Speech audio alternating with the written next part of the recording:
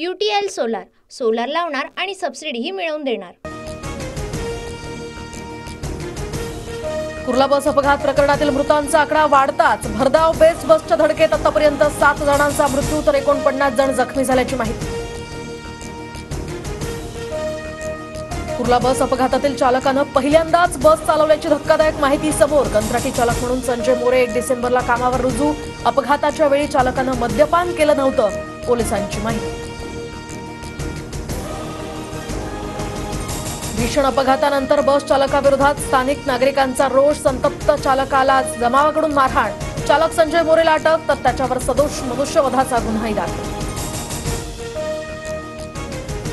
कुर्ल्यातील अपघातग्रस्त बसची आरटीओ कडून तपासणी। बस पूर्णपणे सुस्थितीत तर तांत्रिक बिघाड नसल्याचं समोर। ब्रेक फेल झाल्यास इलेक्ट्रिक बस पुढे जात नाही, तज्ञांचा दावा। अपघातावेळी बसमध्ये 60 जण असल्याची पोलिसांची माहिती। 49 जखमींवर भाभा रुग्णालयामध्ये उपचार सुरू। जखमींमध्ये 3 पोलीस कर्मचाऱ्यांचा सुद्धा समावेश।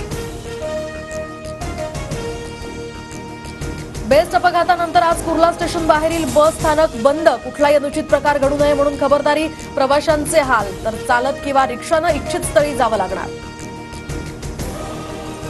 कुर्ला बेस्ट अपघातातील मृतांच्या वारसांना 5 लाखांची मदत जाहीर तर बेस्ट आणि मुंबई पालिकेला जखमींच्या उपचाराचा खर्च करण्याचे फडणवीसांचे आदेश। कुर्ला अपघातातील मृतांच्या कुटुंबियांप्रती संवेदना व्यक्त करतो। घटनेची सखोल चौकशी करून सदोष मनुष्यवधाचा गुन्हा दाखल केला जाणार। दोषींवर कारवाई होणार। उपमुख्यमंत्री अजित पवारांचंही आश्वासन। राज्य मंत्रिमंडळाचा विस्तार 14 डिसेंबरला होण्याची शक्यता। केंद्रीय नेतृत्वाच्या संमतीसाठी मंत्र्यांची नावं दिल्लीत। भाजप हायकमांडच्या मंजुरीकडे आता लक्ष। शरद पवारांच्या दिल्लीतील घरी आज रात्री महत्त्वपूर्ण बैठक तर ईव्हीएम संदर्भात यामध्ये चर्चा होणार। केजरीवाल आणि वकील अभिषेक मनु सिंघवींच्या उपस्थितीत असणार बैठक। विधानसभेतील पराभवानंतर आता महाविकास आघाडीचे उमेदवार सुप्रीम कोर्टात जाणार तर आज किंवा उद्या पराभूत उमेदवार ईव्हीएम विरोधात याचिका दाखल करण्याचीही शक्यता। तर भाजप आमदार गोपीचंद पडळकर आणि सदाभाऊ खोत यांची आज मार्करवाडीत सभा तर काँग्रेस प्रदेशाध्यक्ष नाना पटोले हे सुद्धा मार्करवाडी दौऱ्यावर।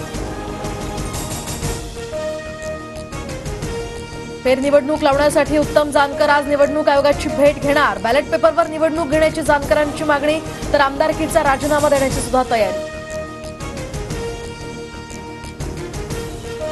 शिखर बँक घोटाळा प्रकरणामध्ये ईडीकडून अजित पवारांना अद्याप क्लीन चिट नाही। अजित पवारांना आर्थिक गुन्हे शाखा, आयकर विभाग आणि एसीबीकडून दिलासा। हिंदूंच्या बाबतीत मोदींची भोंदूगिरी। बांगलादेशात हिंदूंवरील अत्याचार विरोधातील आंदोलनामध्ये भाजप संघ का नाही, संजय राऊतांचा सवाल। भाजप आमदार योगेश टिळेकर यांच्या मामाची हत्या। पुण्यातील यवत गावच्या हद्दीमध्ये सतीश वाघ यांचा मृतदेह सापडला। अज्ञातांनी भर चौकात केलं होतं अपहरण। केज तालुक्यातील अपहरण झालेल्या तरुणाचा मृतदेह आढळल्यामुळे खळबळ तर मस्साजोगच्या संतप्त ग्रामस्थांकडून आता लातूर बीड महामार्गावर रास्ता रोको। दोषींना अटक होईपर्यंत मृतदेह ताब्यात न घेण्याचा पवित्रा। संसदेत एक देश एक निवडणुकीशी संबंधित विधेयक सादर होण्याची शक्यता। रामनाथ कोविंद समितीचा अहवाल केंद्र सरकारनं स्वीकारला।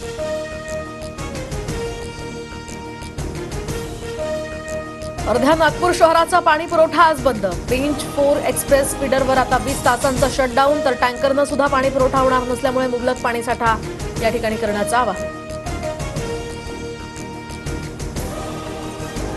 राज्यातील तापमानात 4 अंशांनी घट। थंडीमध्ये आणखी वाढ होण्याचा अंदाज। ठाण्यामध्ये डिसेंबरमधील निच्चांकी 12 अंश सेल्सिअस इतक्या तापमानाची नोंद।